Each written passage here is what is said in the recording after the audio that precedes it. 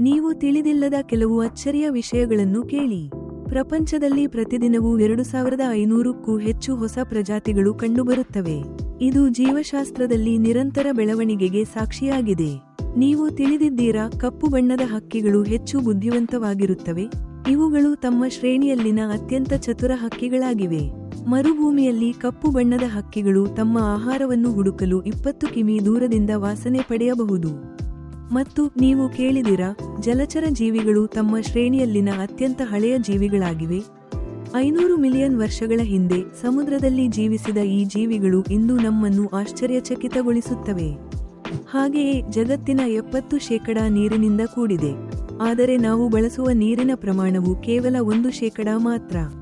ಇದು ನಮ್ಮ ನೀರಿನ ಸಂಪತ್ತನ್ನು ಉಳಿಸಲು ಎಷ್ಟು ಮುಖ್ಯವೋ ತೋರಿಸುತ್ತದೆ. ಈ ಎಲ್ಲ ಮಾಹಿತಿ ನಿಮ್ಮನ್ನು ಚಿಂತನಶೀಲನನ್ನಾಗಿಸುತ್ತದೆ ಎಂದು ಆಶಿಸುತ್ತೇನೆ.